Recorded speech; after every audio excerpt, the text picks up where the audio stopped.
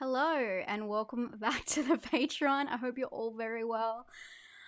Full warning, this is going to be a very depressing bonus video.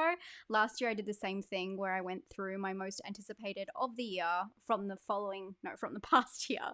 I went through it the following year just to see what ended up being on my favorites list, what I ended up liking, what I ended up hating, especially for films I was so excited about.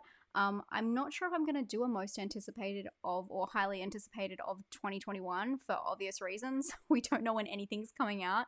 Like, I'm pretty sure this video will have like Antlers and things like that, maybe even Candyman. I don't know if we knew about Candyman all the way back in, when was this post? January.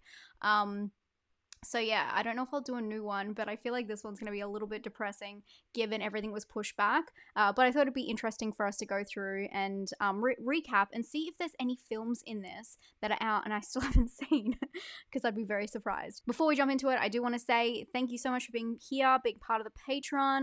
You guys, seriously, you keep me going. If it wasn't for you, I swear I would have stopped my channel so long ago. It's knowing that you are out there and you're supporting me. Seriously, I wouldn't have the motivation to keep going without knowing people are so hardcore supporting what I do. So thank you so much for your blood sacrifice and for your time and yeah, just watching my content. It's just amazing, and for supporting me here.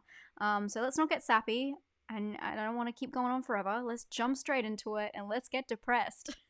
Okay, I'll start. Let's start. There we go. Hi guys, my name is Emma and let's talk spooky stuff.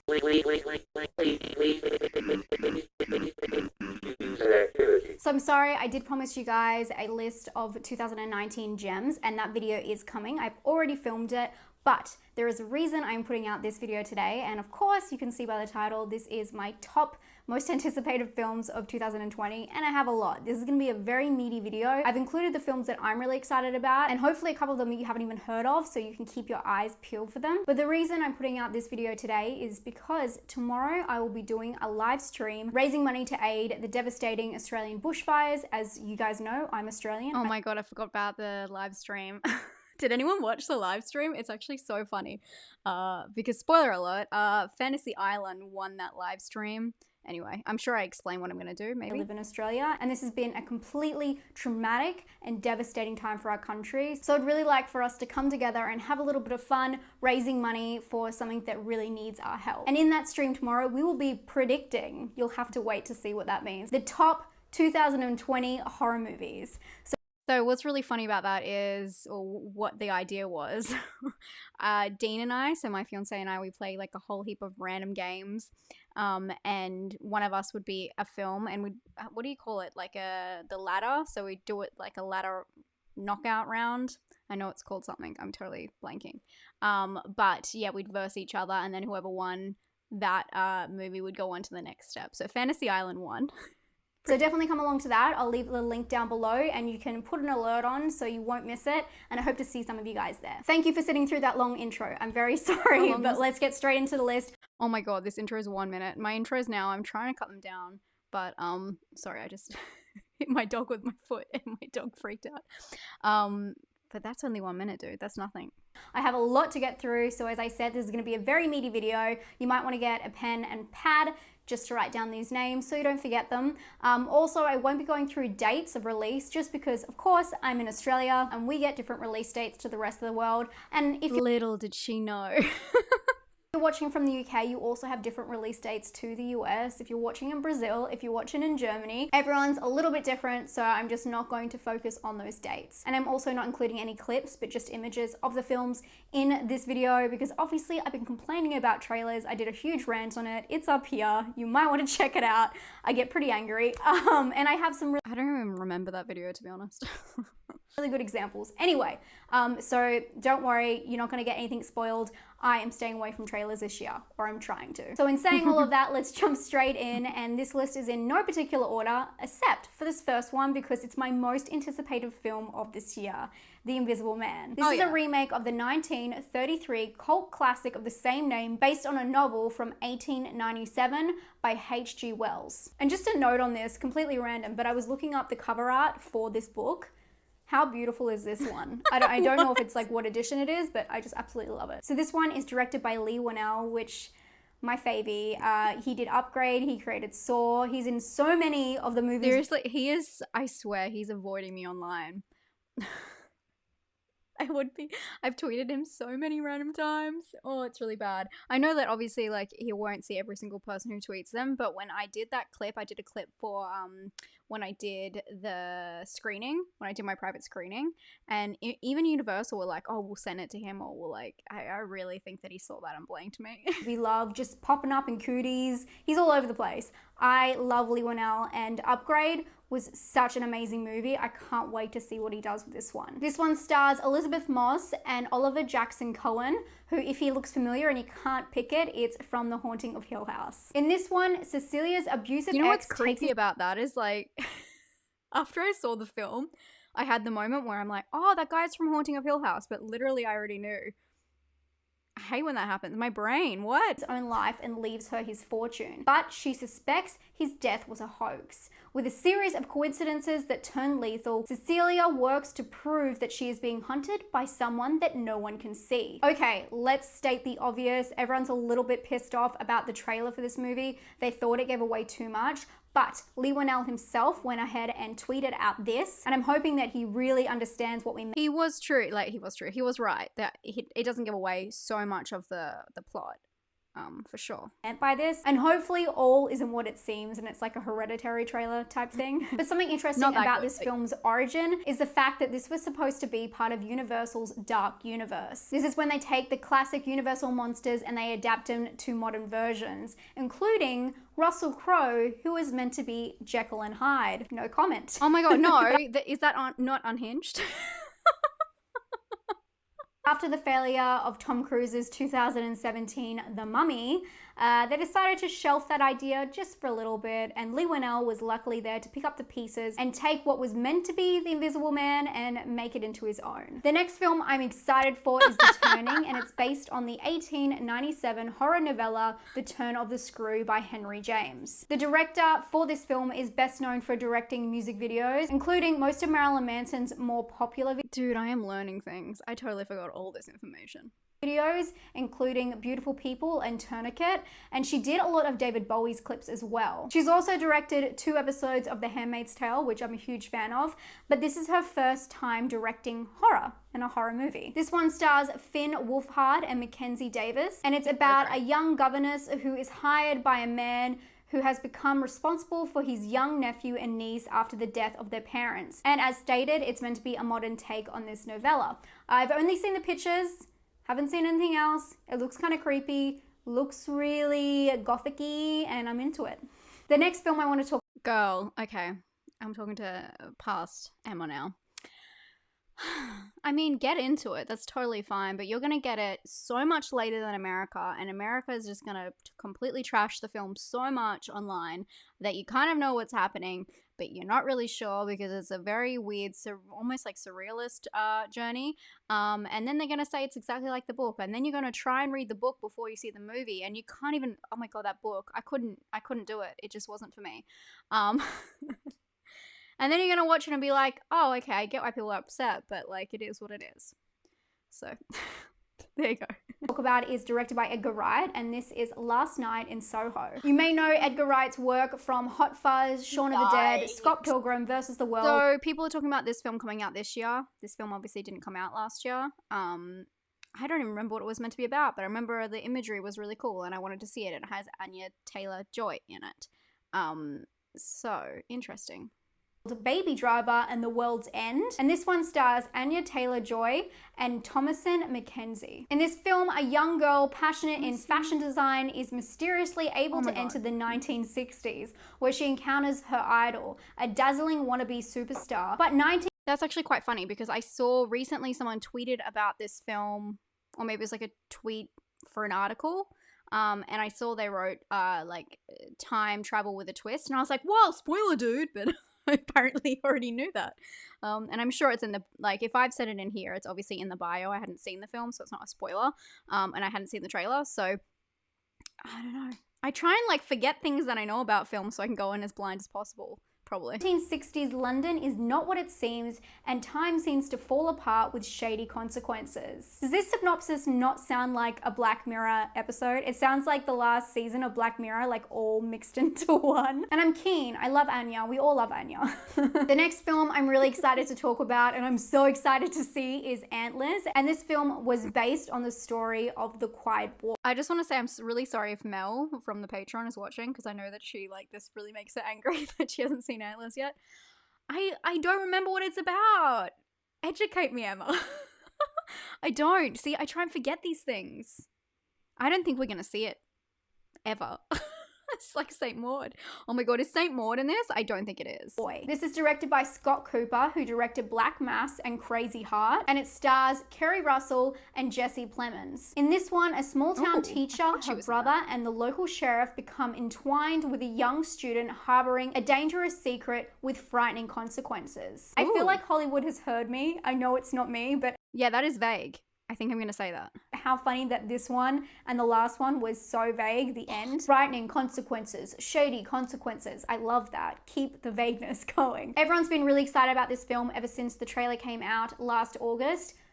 Just saying, guys, do I look exactly the same? I know it's only a year. I just keep looking at myself being like, I could have filmed this yesterday. Anyway. It's only a year. I want to admit, I have not seen the trailer and I'm proud of that. And Del Toro himself produced this film, so you really know that the art design and the set design and the costume design is gonna be on point. The next film I want to talk about, you may not have heard of yet. In fact, it's still in post-production. This is I'm Thinking of Ending Things. I'm not entirely sure that this film is gonna come out this I had no idea that was in this. That's so funny. Oh my god, I wonder what I think about this year, but it's predicted to come out in 2020, and I just want us to have it down just in case to get excited, because I'm really liking the crew cast for this. It's directed by Charlie Kaufman. I hope I said his name right, and he's known for The Eternal Sunshine of the Spotless Mind and being John Malkovich, but I thought having him direct kind of like a horror thriller, whatever this ends up being, will be really cool. But also it stars whatever this ends up being. Little did she know that this would be one of the most controversial films. Toni Collette and Jessie Buckley. And fun fact, Brie Larson was meant to play Jessie Buckley's part, so I can only imagine that would have been so good. So it's so weird. I should know this because I'm saying this right now and I wrote it down and I made it into a video, I edited it, I put it out online, and now I'm like, oh yeah, okay, cool, interesting. This girl's got some good facts. Those three just combined, and the director, they must be cooking up something good. The next film I want to talk about. Okay, so obviously the down low on that film is, it came out, it went straight to Netflix. It was a Netflix original, I'm pretty sure. Anyway, we should watch that. Do you guys want to do a Netflix party watching that? We could totally do that. That's one we haven't done yet. If you guys want to do that, I know we haven't done any Netflix parties this January yet, and December was just, there was just so much going on. So if you want to plan one for February, let me know. We've gone through so many options, so if you're new here, we usually do them, but we've gone through pretty much all the options, so that could be a good one. Anyway, I'm thinking of ending things. What did happen was, I actually liked that film. I came to the conclusion a while afterwards how much I liked it. It was almost in my top 10 that wasn't horror, like non-horror top 10. It was there. It went down to 11 or 12. The film was very vague and confusing, and the end, yeah, it threw a lot of people for the loop. I'm not going to say, obviously I'm not going to spoil too much, but the book a lot of people loved, and this is what happens when people do adaptations of books and movies. All the book lovers, you know, obviously they like that version better, so it's really hard to adapt and keep both fan or new fans of the film and fans of the book happy, because it changes a lot. And this, I would say, I read the book afterwards, and the book was nothing like the movie at all. At all. Different, complete themes, in fact. Yeah, completely different. So I can totally understand people really being excited, and especially for this cast, and then seeing this being completely thrown. But something about the movie was just so freaking chilling. And I know I haven't seen Oklahoma, and I need to watch it because I feel like it would make a lot more sense. But if you've seen the movie, you know what I'm talking about. But oh my god, I just haven't stopped thinking about how awkward and weird and, I don't know, it made me feel really intense. I don't want to give too many emotional descriptors because I don't want to give away anything, but it made me like quite angry, and I haven't been able to shrug that. So I would like to rewatch it if you guys want to. But I had no idea here that was what was going to happen, because it was one of the most controversial films of the year because of how it was or wasn't explained, I guess. About is Candyman, and this is a sequel, but it's a sequel we don't really understand. That one really hurts. That hurts so bad. And I think I've said this before, but I can say it on here because it's not public to, everyone. I know someone from Universal, and they've seen the film and they said it was great. Yet, and I'll get to the blurb because it is very mysterious. This is directed by Nia DaCosta, who directed and wrote 2019's Crossing the Line, also known as Little Woods. The film also gave writing credits to Clive Barker, obviously, for the characters, but also Jordan Peele and Wynn Rosenfield. This one has a long cast, and I'm not too sure who goes where because I don't really understand the storyline yet, but the exciting thing is Tony Todd is coming back, but his credit is linked to someone else, so I'm very confused, as I said. And I think this is quite early days. It was before the trailer had even come out. It was before they had trailer, concept art, or anything, because I remember a little while after this, they had that concept art, which was actually from American Horror Story, one of the seasons. I don't know if it was Freaks or Freak Show or whatever, that someone had like photoshopped so it looked like a beehive and claimed it was the new Candyman. So I didn't know anything at this stage. The synopsis is even stranger. This film says it's a spiritual sequel to the 1992 horror film Candyman that returns to the Chicago neighborhood where the legend began. What does that mean? Spiritual sequel. What does that mean? Next, I gotta talk about Terrifier 2. If you guys don't know, yeah, wait a minute. What happened to that? Because they filmed it. It's filmed. I'm sure so I backed this film. The thing about Terrifier, I like Terrifier because I think it's original, it's indie, it's crowdfunded. If you didn't know, like the first film was crowdfunded. We're talking about Terrifier, which is about, Art the Clown.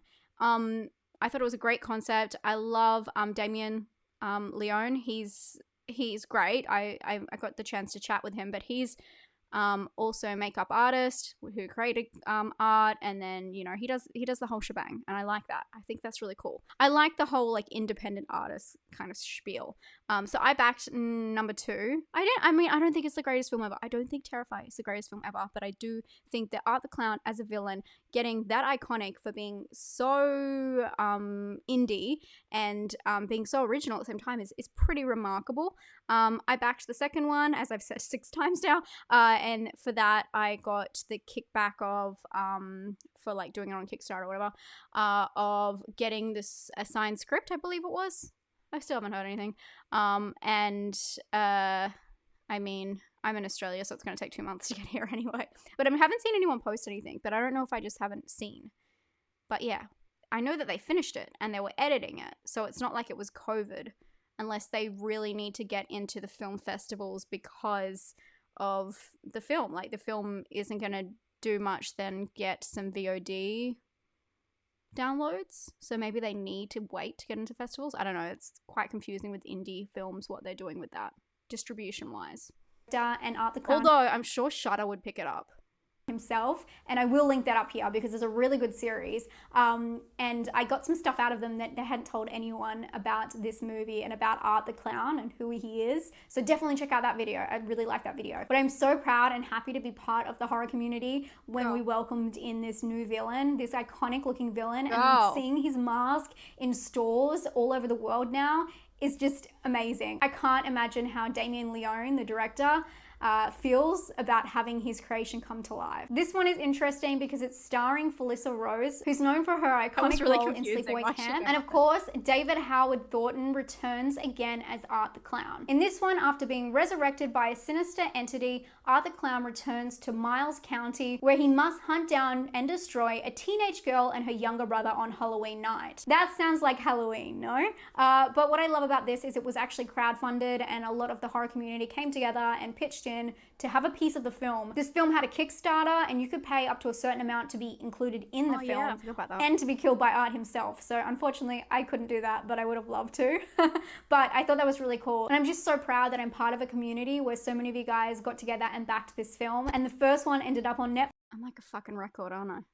Netflix, which is so cool. But let's go into the next, and we're talking about Gretel and Hansel. I don't mean to laugh, I do actually. I got into a Twitter hole where people were getting so butthurt because it was Gretel and Hansel. Why did crap. I say But I'll get butthurt? into why, because there's actually a reason why. So if you're one of those people who are upset about it, there is a reason behind it, and it's not what you think. But first, let's talk specs. The film is directed by Oz Perkins, who's known for February, which is also known as The Black Coat's Daughter, and he also directed I Am the Pretty Thing That Lives in the House. This film That stars film, Sophia Lillis We and watched that for part of like a Patreon Netflix hangout. And oh my god, that the pretty little thing that lives in the house, or whatever it's called, is the slowest movie I've ever seen, or what do you call it? Samuel Leakey. The synopsis is: a long time ago, in a distant fairy tale countryside, a young girl leads her little brother into the dark woods in a desperate search for food and work, only to stumble upon a nexus of terrifying evil. Can we just talk about the art design for this film? Because I think that's all we care about at this point. I'm excited for a creepy story, but we all know the story of Hansel and Gretel, and it's interesting to hear what the synopsis is, because it sounds like she goes seeking it instead of, usually they get dumped in the woods and they have to try and find their way back. So it's interesting they didn't go on that angle, because that's quite disturbing what the parents, or whoever it's meant to be in the story, did that to the kids. So it's interesting they've kind of switched it in that way, but the art design is really what got us all hooked.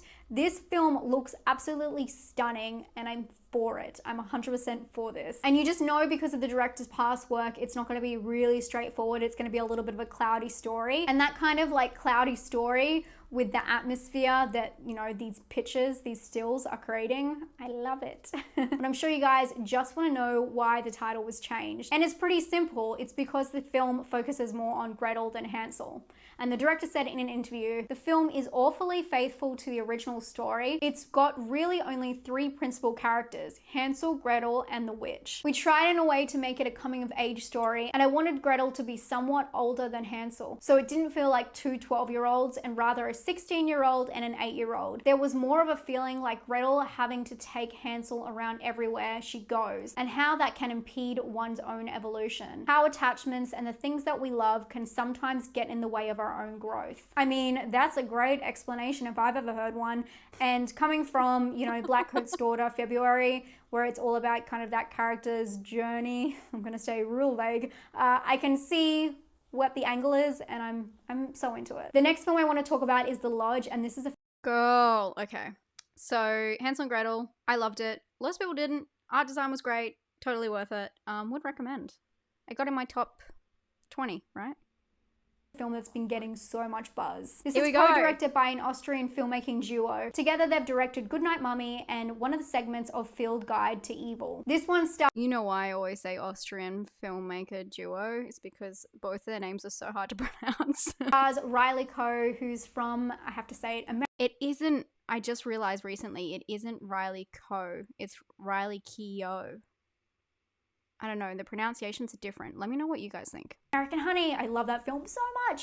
She's from yes. American Honey, but she's also from It Comes at Night, Mad Max, and Logan Lucky. And I have to throw in there that this film also surprisingly stars Alicia Silverstone. In this one, a soon-to-be stepmom is snowed in with her fiance's 2 children in a remote holiday village. And just as a relationship begins to grow between the trio, some strange and frightening events take place. This one has already been released in Mexico. It's been doing the festival rounds all of last year, but it got a little release in Mexico in December, I believe. So there are some reviews up, and I have to say I got scared. I didn't like Goodnight Mummy. I don't know. I got a little bit scared because I did see the trailer for this one and I was really excited about it. But when I was looking into this film for this video, I got like a little glimpse of someone's review, and it was just a glimpse. I was not going through and scanning it. It was just a glimpse. And without giving anything away to you guys, I feel like it will definitely have the same past elements that were in Goodnight Mummy. So if you didn't like that film, just be wary. I am too. I've lowered my expectations. I have no idea what the glimpse was. But I loved it. It was my favorite film of my favorite horror film of last year. because I feel like some people might have the same issues that they had. So we will see. I'm still excited for it though. The next film I have to talk about is *Malignant*, and this is by James Wan. There's not a lot known about this film. James Wan actually made a They just released, I just saw on Twitter today, they released that this has got an R rating. Comic book called The Malignant Man or Malignant Man. I haven't read it, but apparently this film isn't even based on that. I just can't imagine having a comic book and then producing a film of the same name and not connecting the two, but he probably likes the word. I read in an article that they're not connected at all. This film stars Annabelle Wallis, Maddie Hassan, and George Young, and it's written by James Wan and Ingrid Bissu. The reason I mention Ingrid is because she was actually an actor in The Nun. So very strange connection there. Again, another one I do not know much about. There isn't much about this film, but they have teased that they're filming it. So keep your eyes peeled. Okay, I know this list is so long, but this last one I just read it and I had to mention it, and I've heard no one else talk about it, which is Run. This is directed by the same guy who did Searching. I'm not going to pronounce his name. I'll completely butcher it, but it stars Kira Allen and Sarah Paulson. This thriller horror is about a homeschooled Sarah Paulson simp teenager that begins to suspect her mother is keeping a dark secret from her. That blurb is everything to me. It's giving me The Room vibes. It's giving me The Act vibes. I am all about the... Yeah, it was very much The Act. Yeah, that's kind of sad. So that's the last one. I think we went half, right? We did, yeah. Invisible Man, obviously that came out. The Turning came out. The Soho one didn't come out. So that's 2 no. That didn't come out. Think of Ending Things came out, so that's 3 on that. Candyman didn't come out. Oh my god, it's like even. Terrified didn't come out. Hansel and Gretel came out. The Lodge came out. That one didn't come out, the James Wan one, and then Run. So I think it was about even. Wow, that's really sad. I didn't think it was gonna, I thought it was gonna be like 1 or 2, but that's like half of them. Obviously, if you haven't seen my review for Run, it was very straightforward. There wasn't a much to it. It was very I don't know. It was very like straight to VOD kind of feel. So that was kind of disappointing. That's interesting. How interesting is that? I had no idea, and I love that about horror, especially at the start of the year. You just have no idea what's gonna sneak up and grab you. And The Lodge just shook me, but there's a lot. I think if I look at my top 10, like if I think about that, a lot of them aren't even in here. So that's what I like about it, is that you have no idea at the start of the year what's coming out or what's going to be released. And I wonder how different that's going to be this year, because there's going to be even less or different kind of content will come out. Like we saw Host came out last year, which was about like in lockdown or whatever. So Host was, yeah, I mean it was by Skype. Yeah, I think it was in lockdown. But you know, like that kind of content is going to come out more often. You know, COVID friendly content. So yeah, anyway, that was interesting. I learnt some things by watching myself. It's always so weird to watch myself back so long after I filmed it and I uploaded it. So very interesting stuff. Great video there, Emma. And yeah, let me know what you guys think. Are you guys looking forward to anything this year? As I said, I don't know whether to do a video because I just like I'm just gonna should I just like splice this up? I can cut this video in half. I'll still have 7 minutes for a video and put it online again. See if anyone notices. Thank you so much for watching this. Let me know if you like when I react. I do like doing these react videos every now and then. They tend to do pretty good with you guys. You guys tend to like them, but let me know if you're still liking them. And I'll talk to you guys very soon. Thanks for supporting me. Bye.